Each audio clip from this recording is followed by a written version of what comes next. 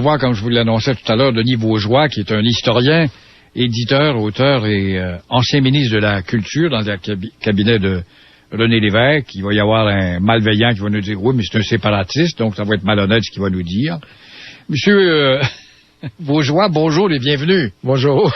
Vous avez écrit récemment sur Champlain, question de nous initier un peu, ça a l'air que ça rentre pas dans la mémoire collective, mais ce livre-là, qui est fort beau et volumineux, fort cher, il se répand bien, il va bien, il se vend bien.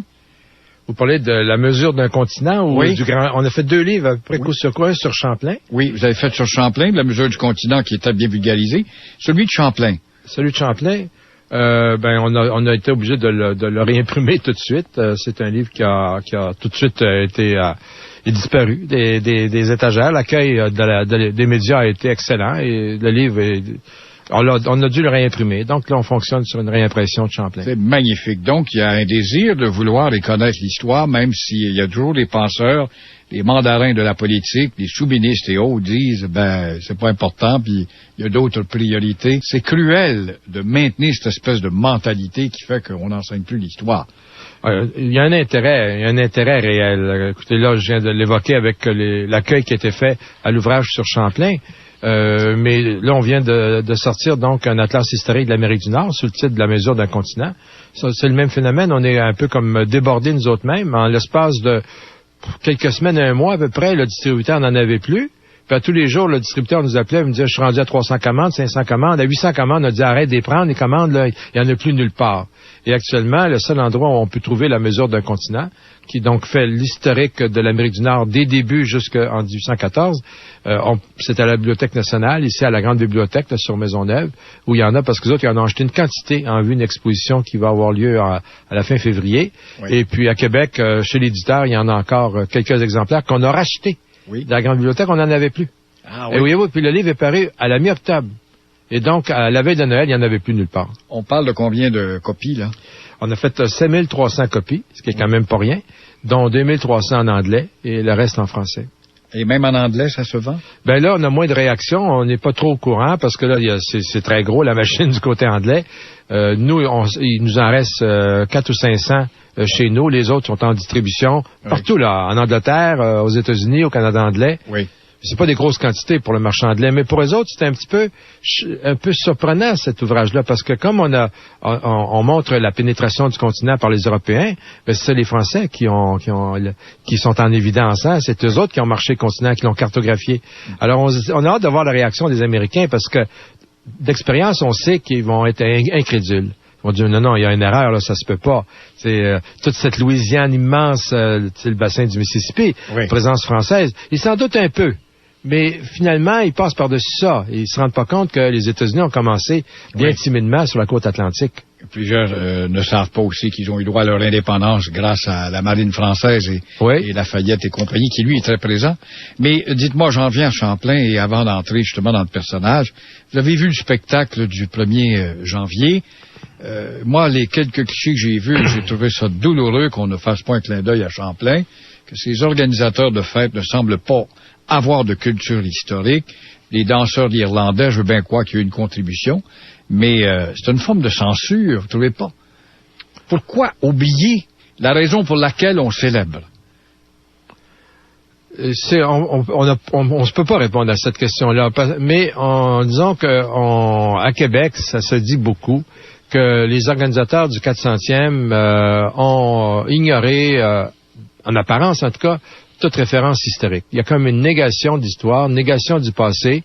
Par exemple, dès le départ, on nous a averti qu'il fallait pas demander de l'argent pour des livres de quelque nature que ce soit d'ailleurs.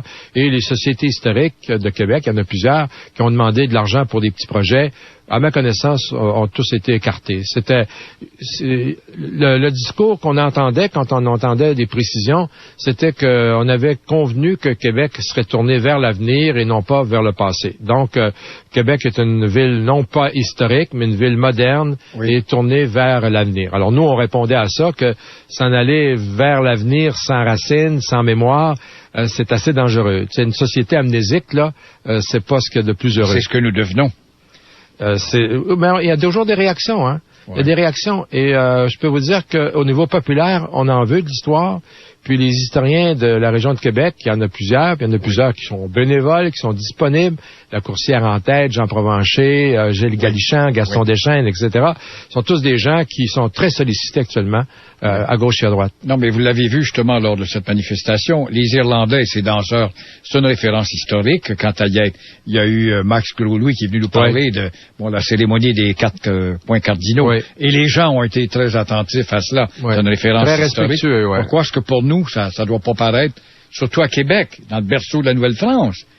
Ouais. Ben là, il faudrait faire une petite enquête auprès de Denis Bouchard. Est-ce qu'il y a eu des instructions? Est-ce que c'est lui-même? Est-ce que c'est de l'ignorance? Écoutez, je répète ce que je viens de dire. Il semble bien que le mot d'ordre a été on est tourné vers l'avenir. Et les références historiques, on oublie ça. On oublie ça. C'est pas à propos. Mais ça c'était apparemment, mais ça n'a pas fonctionné parce que tout de suite là, vous voyez un peu les correctifs qui sont apportés. Ouais. Et le nouveau maire, la Baume, vient là, coup sur coup d'avoir des idées là à caractère historique. On sait d'ailleurs qu'il fait le projet là d'inviter les maires des villes américaines qui ont des liens historiques avec nous. Il est envisagé de faire la même chose avec les gouverneurs d'États américains qui ont des liens historiques avec nous. Donc il reste la France là-dedans. Là, je termine là-dessus avec l'Amérique française, si vous voulez. Avec la France, écoutez, il y a des relations, il y a des liens, il y a des projets.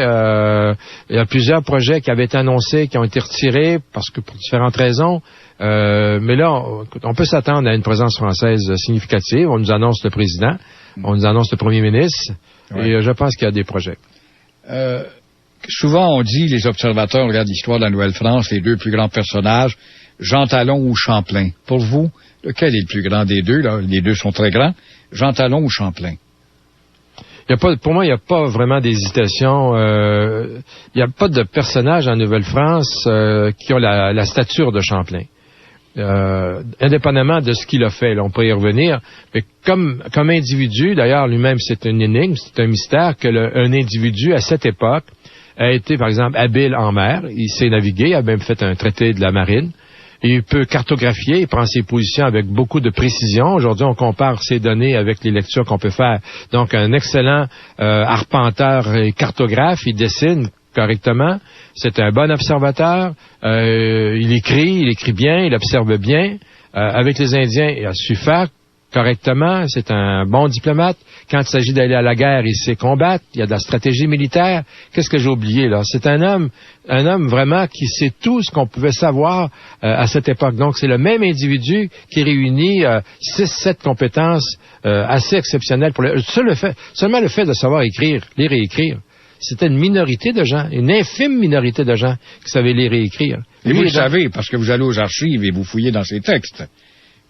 Oui, on a encore les textes. Oui, absolument. Ben, écoutez, Champlain a écrit, il y a plus de 1000 pages imprimées de Champlain, plus de 1000 pages. Puis c'est un homme d'action, là. Lui, c'était pas quelqu'un là qui se retirait. Et d'ailleurs, pour ses premiers livres, on se rend compte qu'il écrit tout le temps. Il écrit quand il est au fond de sa tente, quand il est au fond du canot, quand il est dans sa cabane, dans sa résidence, il prend des notes tout le temps. Et quand il va en France régulièrement, quand il va en France, il compile tout ça, il prépare ses cartes, et puis il publie un premier livre en 1603, un deuxième en 1613, un autre en 1618-19, puis finalement le summum en 1632. Et avant ça, il avait fait un voyage aux Antilles, au Mexique, en Floride. On est sûr maintenant. Oui. Puis il a laissé un texte. Il est pas allé au large du Brésil, on avait cru à un moment donné. Il a pu y aller, mais c'est pas connu. D'accord. Mon invité est Denis Vaugeois, un historien fort crédible et connu au Québec. Le journal du midi se poursuit au 98.5 FM. Le FM parlé de Montréal. Devant rien. Yes, ladies and gentlemen, Happy New Year. Happy New Year 2008. Il ose se prononcer. Les pompiers qui relèvent de la ville des cons de Montréal. Je peux pas croire qu'on en est rendu là dans une caserne. Deuxième fois en l'espace d'un an que cette même caserne, avec une tête carrée, un fanatique, ça commence bien l'année, hein? Gilles Proulx, l'homme qui traverse les tempêtes, en semaine au journal du midi. Je suis irremplaçable. 98.5 FM. Le FM parlé de Montréal. Une carrière en Journal du midi. Grande entrevue. Et à l'heure du 400e, nous faisons connaissance avec Samuel de Champlain, le fondateur de la Nouvelle-France, par conséquent du pays. Tout à l'heure, il y a un malveillant qui est intervenu, M. Vaugeois en ondes. Il nous a vanté les mérites des Molson, qui ont eu droit quand même à tout un privilège, c'est-à-dire d'hériter d'un monopole sur le territoire. Et il parlait de la vie douteuse de Champlain. Il déplorait pas le fait qu'il y a eu de la censure à l'événement du 1er janvier. À part quelques chicanes pas plus importantes qu'il ne le faut entre de Godemont, fondateur de Port-Royal, le monopole sur la fourrure, il a besoin d'argent pour développer, il fouille même dans ses propres poches. Je ne vois pas ce qu'il y a de si douteux chez Champlain, on dit que j'en connaisse pas assez, mais cet homme-là, on peut pas dire qu'il a eu une vie douteuse. Non, il n'y a pas... La conduite de Champlain, sur le plan moral, si on peut dire, ou politique, est irréprochable. D'abord, il faut mettre dans le contexte le roi Henri IV, qu'on connaît mal. C'est un roi qui a un parcours assez bizarre sur le plan religieux. Et finalement, il va se convertir au catholicisme pour pouvoir accéder au trône. Et il rétablit la paix en France avec les Espagnols. C'est l'édit de Nantes, donc une tolérance vis-à-vis des protestants. Champlain se situe dans cette mouvance, mais on ne sait pas très bien d'où il vient, mais ce qu'on peut savoir de lui, c'est qu'il a été loyal à son roi, et quand la guerre est finie, le roi souhaite qu'il aille un petit peu espionner du côté des colonies espagnoles, donc il va aller dans les colonies espagnoles, ce qui est assez extraordinaire, mais là, je vois rien d'irrégulier ou de frauduleux là-dedans. Il va hériter de la fortune de son oncle. C'est donc un type qui est très tôt est riche, est indépendant de fortune. Et quand il commence à voyager en Nouvelle-France, il le fait pas pour de l'argent. Et lui, c'est pas la traite des fourrures qui l'intéresse. Il a vraiment une âme d'explorateur.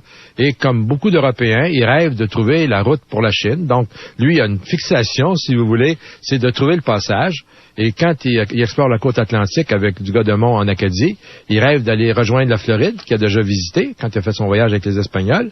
Ça marche pas de ce côté-là. Il revient sur le Saint-Laurent. Et là, vraiment, il met sur le Saint-Laurent. Mais écoutez, il commence ses explorations sur le Saint-Laurent en 1603. Il interrompt pour l'épisode acadien. Il revient en 1608. Et jusqu'en 1635, c'est une conduite absolument irréprochable. Il y a à pas cause de Demont qu'il interrompt. Parce qu'en 1603, il voit le Cap Diamant, puis il trouve que c'est un bel endroit. Oui, absolument. C'est peut-être la route de la Chine. Oui. Mais est-ce qu'il est protestant ou catholique? Il se comporte comme un catholique. Mais à l'origine, on ne le sait pas. On ne connaît pas sa naissance, son lieu de naissance, sa date de naissance ou sa religion d'origine. On ne le sait pas.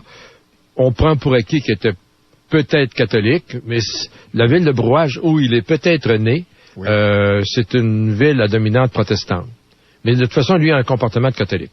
D'accord. Et Demont est catholique ou protestant? Demont est un calviniste. Un calviniste. Ouais, c'est un huguenot. Qui était très mal vu à l'époque. Non, attention. Ici, avec Henri IV, ça va s'estomper. Oui, mais ici, il y a des gens justement qui disent que les historiens catholiques ont construit Champlain parce qu'il était catholique, alors qu'ils ont occulté du Godemont, parce que du Godemont, lui, était protestant. Donc, ça aurait été un parti pris de nos bons enseignants, les prêtres et les religieuses, là, qui auraient oublié ou ignoré du Godemont à cause de sa religion. Alors, j'aime beaucoup faire remarquer que les historiens qui ont rendu hommage à Champlain, ceux qui ont étudié Champlain, qui ont écrit des livres sur Champlain, ce sont des historiens anglo-protestants.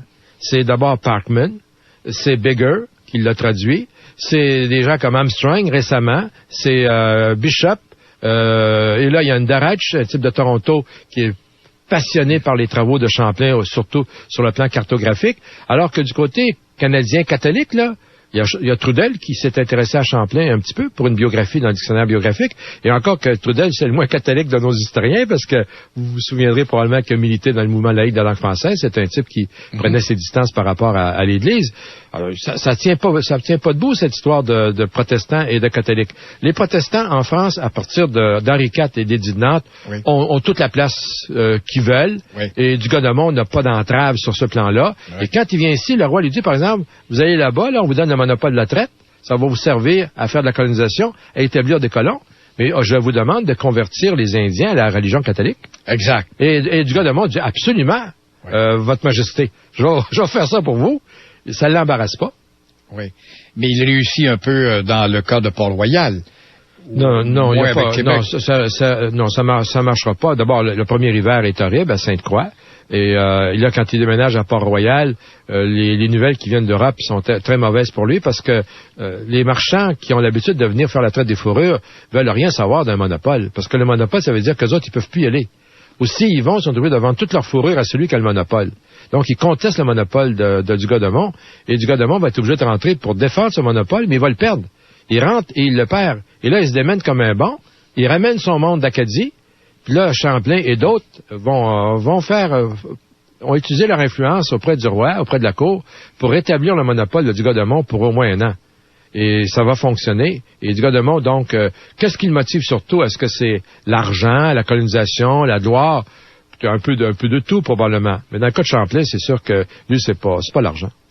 Mais Demont, est-ce qu'il est le supérieur véritable de Champlain? C'est en quelque sorte son patron ou pas? J'aime mieux le mot patron que supérieur. Je pense pas qu'il était supérieur à Champlain en quoi que ce soit. Maintenant, c'est lui qui a le monopole. Celui qui officiellement détient le monopole. Mais il a besoin de quelqu'un pour passer à l'action. Et sans Champlain, il est impuissant. Il a un monopole, mais c'est un bout de papier qu'il a. Mais est-ce qu'il n'est pas riche sur le plan privé? Non. On raconte toutes sortes de choses, par exemple, qu'il aurait vendu une partie de ses propriétés pour se faire des fonds, pour pouvoir se lancer dans cette aventure coloniale. Mais en même temps, quand il reçoit son monopole, il crée une compagnie. Alors, il fait le tour d'un certain nombre d'individus qui ont de l'argent et qui ont de l'intérêt à aller faire la traite. Donc, il crée une compagnie avec des associés. Oui. Et je pense même qu'il est minoritaire dans sa société. Et puis, dès le moment où il perd son monopole, à la fin de 1608, lui a fait construire l'habitation. C'est lui qui a financé la construction de l'habitation à Québec en 1608 par Champlain. C'est lui qui l'a financé. Mais dès que son monopole expire puis il sera pas renouvelé, là, il dit, hey, écoute, il faut que je vende ça, moi, cette habitation-là. Là. Il faut que je récupère mon argent. Donc, il a besoin de récupérer son argent. En se mariant, il a obtenu une dot assez considérable de 25 000 livres. Et son mariage tourne mal et sa femme va réclamer le remboursement de son 25 000 livres. Je pense qu'au total, ça n'a pas été un coup d'argent pour lui. Non. Champlain administre Québec, il administre une justice aussi. Est-ce qu'on n'assiste pas à la première exécution? Oui. Voyez-vous, on l'a nommé Jean Duval? Oui, Jean Duval, qui avait été recruté par Dugas-Demont d'ailleurs. Bon, ça, c'est assez mystérieux, mais ce qu'on sait, c'est que quand Champlain revient en 1608, il revient avec Dupont-Gravé, qui est un personnage très intéressant dont on peut en reparler. Donc, ils reviennent tous les deux. Dupont-Gravé, le premier, à Tadoussac, et là, les Basques lui tombent dessus. Parce que les Basques étaient de ceux qui cherchaient à faire la traite des fourrures dans le Saint-Laurent sans rendre de compte à personne. Et là, Dupont-Gravé arrive et dit, hey, moi j'ai des papiers, on a le monopole, puis vous devez, bon. Alors, les Basques ont dit, écoute, on veut rien savoir de toi. Il l'attaque, il le blesse, il tue un de ses hommes. Et là, on ne connaît pas bien les choses, mais il se développe un complot pour faire disparaître le type qui s'en vient appliquer le monopole. Officiellement, c'est Champlain. Et donc, on a un complot pour assassiner Champlain. Et on est sur le point d'assassiner Champlain quand il y en a un des conspirateurs qui a des remords et qui va s'en ouvrir à un ami de Champlain. Et là, ce type-là va voir Champlain, tard le soir. D'ailleurs, ça, c'est raconté dans le détail dans les textes de Champlain. Et à 10 heures le soir, Champlain fait lever tout le monde. Puis là, il fait comparaître ses comiques, là. Et puis là, il les fait avouer. Puis là, de l'un à l'autre, il avait fait préparer 6 paires de menottes, comme il dit dans son texte, parce qu'il s'attendait à 6 conspirateurs, mais finalement, il se rend compte qu'il y en avait 4 qui avaient vraiment conspiré. Et le leader des conspirateurs va être présenté devant une espèce de tribunal improvisé. Là. On prend les responsables et on décrète un verdict de mort pour Jean Duval. Et les 3 autres vont être ramenés en France par Dupont-Gravé. Et j'écris, moi, quelque part, que ça a été leur chance. Parce que dans ceux qui vont hiverner en 1608 à Québec, sur 20, il y en a les 3/4 qui meurent. Donc, ceux qui ont été rapatriés, finalement, ont peut-être eu la vie sauve grâce à leur rapatriement. C'est bien curieux comme situation, hein. Parce qu'ils ne retournent pas à une hygiène qui est supérieure, mais peut-être une nourriture plus variée. Ça, c'est compliqué. C'est un problème d'alimentation, hein. Oui. D'abord, il y avait des remèdes. Les Indiens connaissaient des remèdes. Cartier en avait profité. Mais la recette s'était pas transmise. Et puis, donc, tout est à recommencer. Mais quelqu'un comme Champlain ne sera jamais malade, ni en Acadie, ni à Québec. Mais lui, il est actif. L'hiver, là, il va à la chasse, etc. Puis comme il est le chef d'expédition, on peut supposer aussi que sa table est un peu mieux garnie. Mais il y en a d'autres qui se laissent, ils s'installent dans le coin, puis ils bougent pas, puis ils ont peur, puis ils osent pas sortir, puis ils vont pas à la chasse, puis ils mangent des affaires salées ou fumées, puis ils attrapent le scorbut, puis c'est une maladie impitoyable. Champlain traverse quoi, une vingtaine de fois de Québec à... Il fait 23 voyages. 23 voyages, imaginez-vous, à 3 mois en moyenne par traversée, à peu près. Ce qui prouve l'énergie et la sincérité qu'il a mis dans... Puis il traverse pas pour aller passer l'hiver en France, là. Il traverse parce qu'il faut toujours qu'il est toujours sur la brèche, là, en train de convaincre, parce que comme du gouvernement perd son monopole tout de suite, là, il y a un problème, il n'y a plus de supérieur, si vous voulez, là. Ça y en prend un. Oui. Et croyez-le ou non, c'est lui qui trouve ses supérieurs. Alors là, avec ces influences qu'il y a à Paris, il y a quand même des supporters, il y a le président Genin, il y a quelques personnes là, qui sont autour de lui. Alors là, ils font quasiment des conspirations, ils essaient de convaincre un tel. Ils vont convaincre le comte de Soissons d'accepter cette charge-là. Oui. Soissons l'accepte, quelques jours après, il meurt. Là, on recommence avec le prince de Condé. C'est toujours un peu recommencé. Oui. Alors, Champlain est toujours en train de rentrer en France pour une infinité de raisons, mais c'est pas pour le plaisir la plupart du temps. Là, c'est parce qu'il faut qu'il soit là. Au niveau de la recherche, il y a eu René Lévesque, je parle de l'archéologue qui a cherché son cercueil sans succès. L'habitation, on n'a rien trouvé des résidus de l'habitation. Oui, on a trouvé des choses. Dans le grand livre sur Champlain, dont on parlait au début de l'émission, là, nous avons produit un certain nombre d'artefacts qui ont été trouvés sur les lieux de l'habitation. Qui était où exactement? En bas, dans le Vieux-Québec, là? À côté de la petite église, là, sur la place Royale. Notre-Dame-des-Victoires. Oui, Notre-Dame-des-Victoires, oui. Et on trouve toutes sortes de choses, hein. On trouve des bagues, même un crucifix. On a même trouvé un petit crucifix. Le cercueil, est-ce qu'on a espoir de le trouver un jour? Je penserais pas, parce que René Lévesque, l'archéologue, l'a tellement cherché que s'il y avait eu quelqu'un qui avait pu le trouver, ça aurait été lui. Mais encore que, voyez-vous, là, on vient de découvrir par hasard le site de l'endroit où Cartier et Roberval ont hiverné à Cap-Rouge. Donc, ça veut dire qu'il ne faut pas désespérer. Soit en passant, on prépare une biographie de Champlain, du grand ami de René Lévesque, un type qui s'appelle Maurice Cosséguin. C'est un géologue qui s'est passionné toute sa vie pour Champlain, comme René Lévesque d'ailleurs. Et à chaque fois qu'il voyageait à travers le monde, il ramassait toujours tout ce qu'il peut trouver pour essayer de reconstituer l'histoire de Champlain. Donc, on va publier ça cette année. Mais de là à espérer retrouver les restes de Champlain, pour l'instant, pas beaucoup d'espoir. Mon invité, chers auditeurs, vous l'avez peut-être reconnu, c'est Denis Vaugeois, qui est un historien, éditeur, auteur et ancien ministre de la Culture. Une ou deux questions encore et je vous le cède au 790-9850. Les travaux au tout début, c'est Frontenac qui fait le parachèvement. Et ce château Saint-Louis, vous êtes allé voir les recherches actuelles? Non, j'ai pas été voir. On a ouvert la terrasse du frein, là. On fouille en dessous de la terrasse, oui. Oui, c'est une belle entorse, c'est intéressant. On peut pas imaginer sortir le château Saint-Louis. Ça dépendrait de la volonté politique, je suppose, dans le cadre de ces fêtes. De sortir et carrément montrer aux gens comment il était. Ah, ben, en général, ça, c'est les gens de Parc Canada qui font ça. Oui. Et ils travaillent très bien, hein. C'est vraiment des pros. Et leur approche, c'est généralement pas de reconstruire, mais de faire ce qu'on appelle un centre d'interprétation. Oui. Donc, ils ont des moyens modernes pour montrer de quoi ça avait l'air. C'est ça qu'on veut, au fond, hein. On n'a pas besoin d'avoir... Des fois, reconstruire, ça peut être sympathique, là, mais le mieux, à mon avis, c'est encore de montrer ce que c'était, d'avoir un centre d'interprétation. Oui, mais si on avait fait ça en 1970, quand M. Garneau, qui était ministre de Jean Lesage, ou M. de Bourassa, avait dit, bon, on laisse ça tel quel, on n'aurait pas le Vieux-Québec en bas. Ah, attention. J'aime bien votre question, parce que ça, je l'ai vécu. En bas, il y a la place Royale. On a entrepris, si vous voulez, de reconstruire des maisons sur un modèle ancien. C'est un petit peu faux, la place Royale. La place Royale n'a jamais existé à un moment donné de notre histoire telle qu'on la voit aujourd'hui. Ça, on a fabriqué, si vous voulez, une place Royale à partir de modèles de maisons anciennes. Moi, quand j'étais aux affaires culturelles, on était en train de construire ces maisons-là, qui nous coûtaient jamais moins qu'1 million chacune, et on savait pas trop quoi faire. Parce que l'idée, c'était de remeubler la place. Mais ça, c'était dans une impasse. M. Lévesque, entre autres, voulait pas qu'on continue sur cette trajectoire-là. Ça coûtait trop d'argent, puis les maisons restaient vides. Et c'est à ce moment-là qu'est apparu deux promoteurs, un nommé de Blois, Jacques de Blois et Jerry Paris, qui, eux autres, ont fait l'acquisition du Petit Champlain, qui était vraiment à l'abandon, hein. C'était complètement à l'abandon. Donc, ils ont acheté le Petit Champlain, puis là, avec des artisans, ils ont redonné vie au Petit Champlain, ce qui est l'endroit le plus animé, finalement, actuellement, de la place Royale. Oui. Puis, de l'autre côté, on a choisi, ça, c'est moi qui l'ai fait avec Jean Pelletier et Denis de Belleval, on a choisi un emplacement pour le musée de la civilisation. Et aujourd'hui, c'est très heureux parce que vous avez un ensemble. Vous avez le musée de la civilisation, on a récupéré la maison Estèble, l'Institut de marine, là, ça prolonge, si vous voulez, sur la place Royale. Donc, ça impressionne les gens parce que ça nous rappelle une autre époque de façon flamboyante. Puis si vous marchez encore un petit peu, là, vous arrivez sur le coin animé, vraiment très sympathique du Petit Champlain. Donc, c'est un ensemble, mais encore une fois, on n'a pas reconstitué une maison particulière qui avait telle fonction, à l'exception peut-être de la petite église là, qu'on a restaurée. Là. Mais le reste, c'est un ensemble presque faux, si vous voulez. Ouais, d'ailleurs, les promoteurs disaient qu'ils voulaient faire une ville-musée. Hein? L'idée, c'est de faire une ville-musée. Donc, on voulait le dimanche qu'il y a des gens en habit d'époque pour faire l'animation. C'est comme on a fait un peu aux États-Unis à certains endroits ou à Williamsburg. C'est ça. Mais est-ce que, je vous demande ça, je vous fais une parenthèse, est-ce qu'on est en train de remettre en état le manoir de Jean Talon?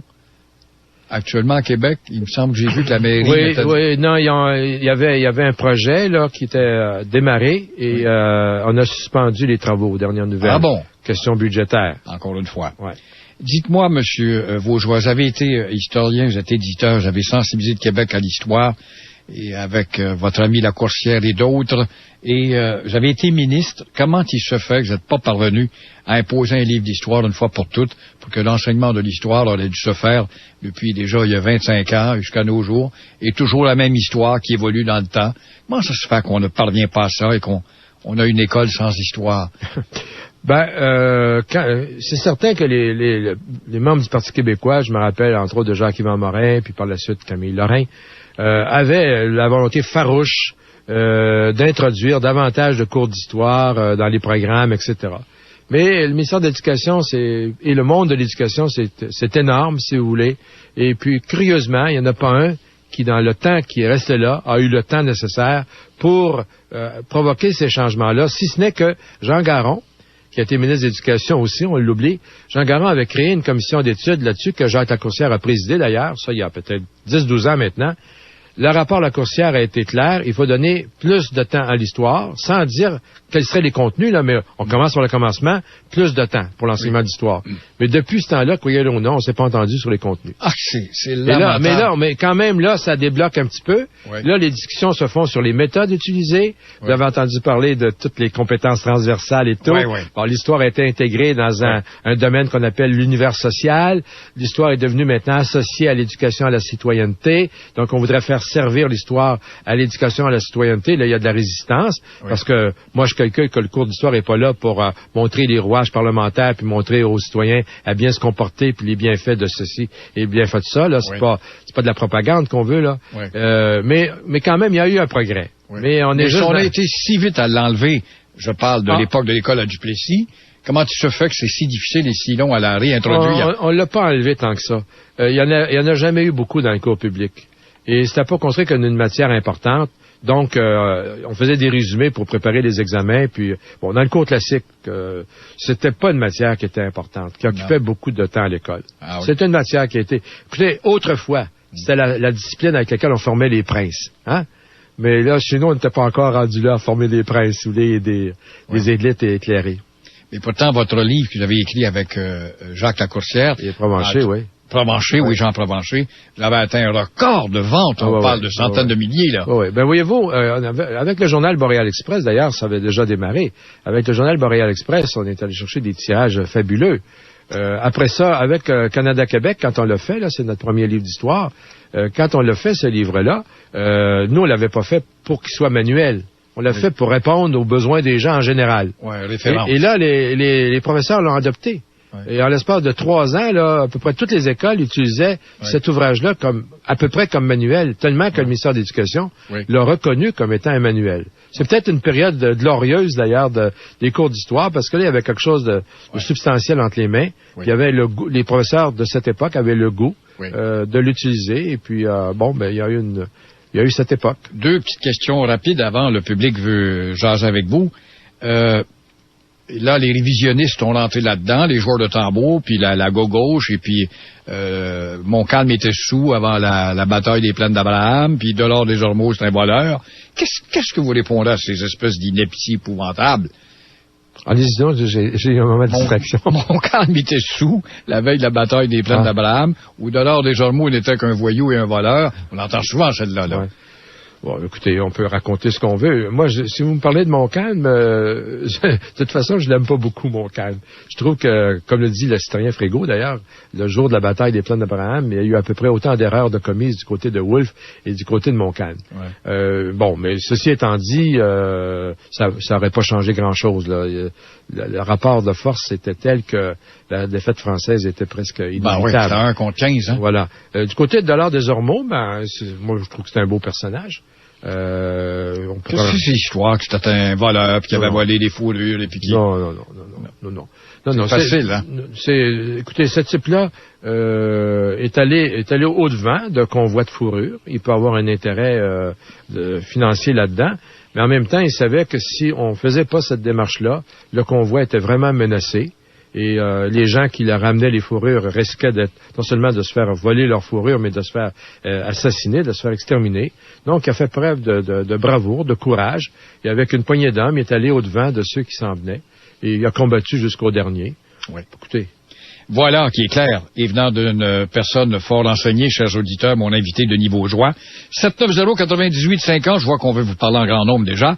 Les gens de l'extérieur, vous pouvez composer 1-866-790-98-50, et nous aimerions que vous posiez des questions en rapport avec Québec, le 400e, et Samuel de Champlain en particulier.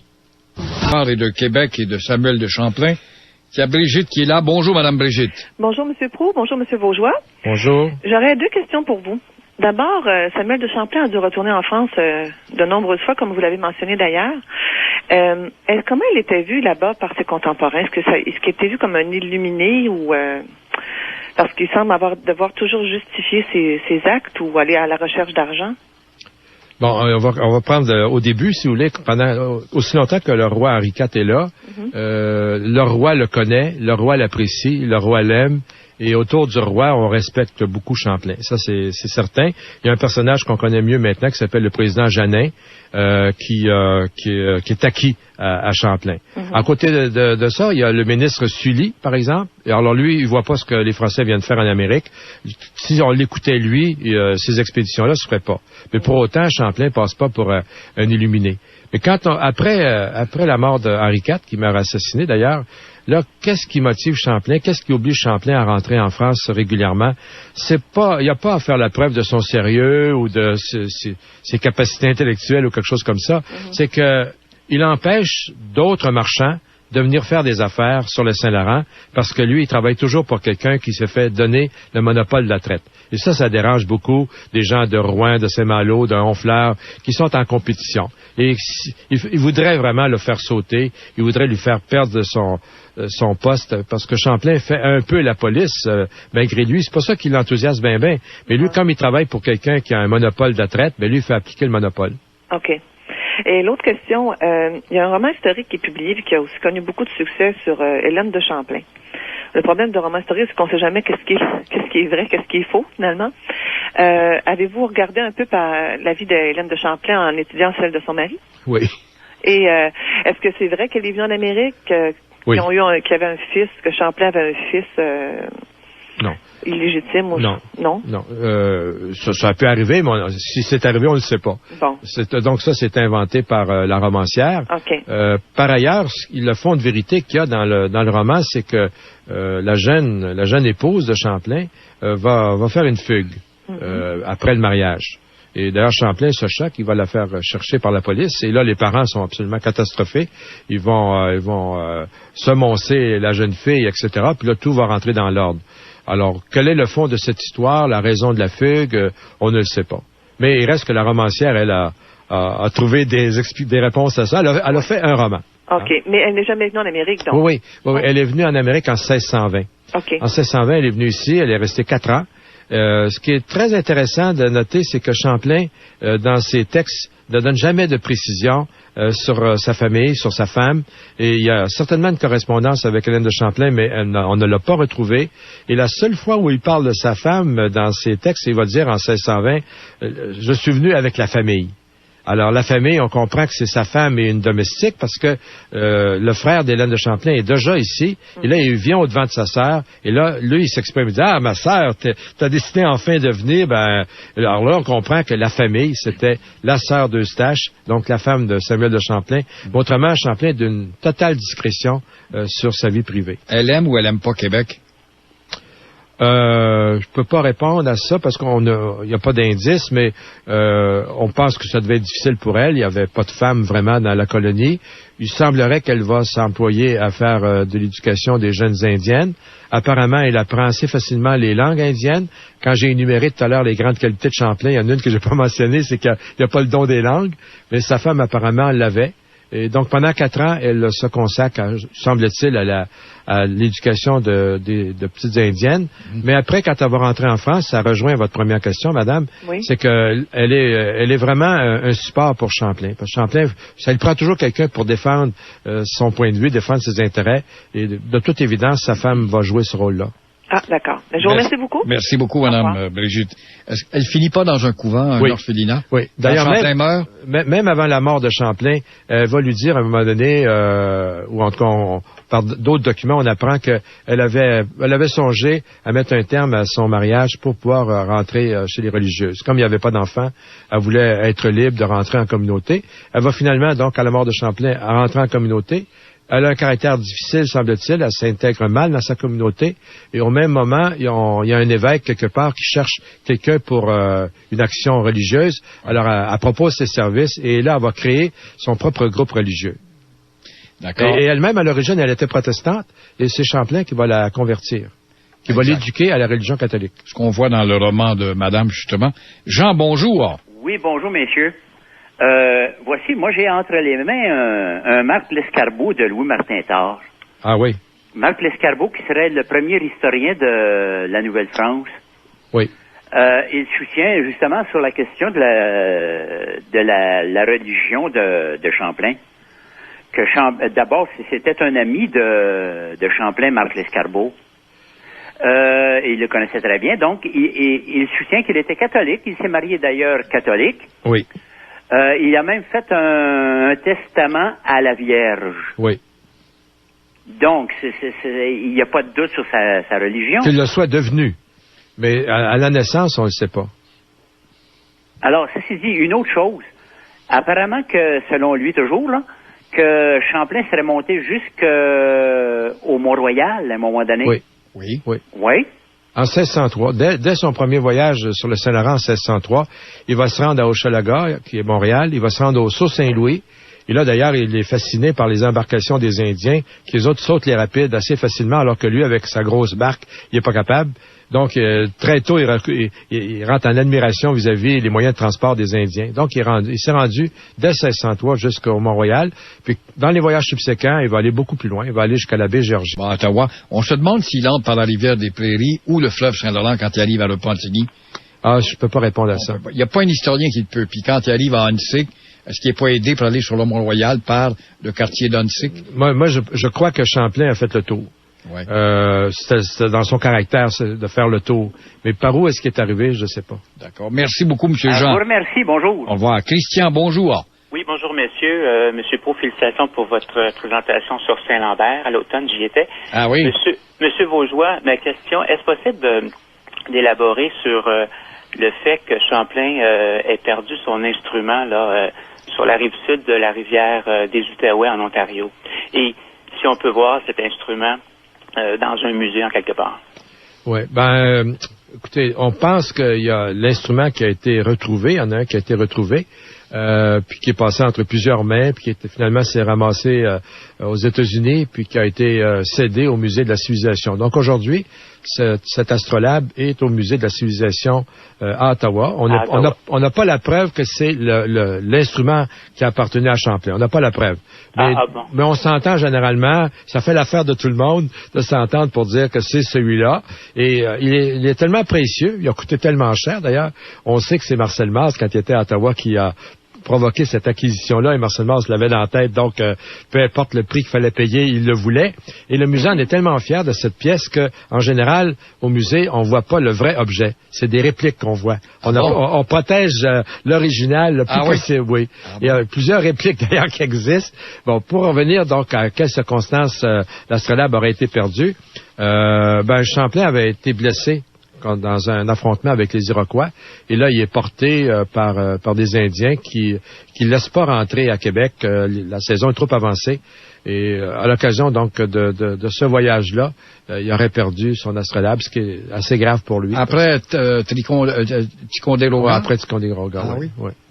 Ah, mais ça, c'est pas précis, ces choses-là. On est dans les vraisemblances, les hypothèses les plus vraisemblables. Et ça, c'est un peu pour contourner la région des l'île aux Allumettes. L'île aux Allumettes, oui. Fascinant. Merci, messieurs. Très bien. Avant de terminer, juste satisfaire ma curiosité, quand on parle de l'île aux œufs, où est-ce que c'est ça, au juste? Où il y a eu, c'est Kirk qui a perdu sa flotte, là. Comment est-ce que je pourrais situer ça? Près de Sept-Îles, Bécomo, est-ce que c'est? Ouais, c'est dans le bout probablement entre Sept-Îles et Bécomo. Mais quel est le nom aujourd'hui? Honnêtement, je ne sais pas. D'accord. Nous, ce qu'on s'amusait à dire dans le journal Boreal Express, c'est que Walker avait vu la coque de ses navires se briser sur l'île aux œufs. On aurait été peut-être plus avisé de localiser l'île aux œufs. Ça préparait le petit déjeuner. Les œufs à coque. Monsieur Vaugeois, merci beaucoup de vous être déplacé et de nous avoir sensibilisés. Encore une fois, cette histoire qu'on néglige un peu trop, et espérons que nos vœux, à vous et moi, seront exaucés, et à tous les auditeurs, quant à l'intensité de la présence de Champlain au cours de cette année 2008. Merci et bon retour dans la vieille capitale. Merci bien.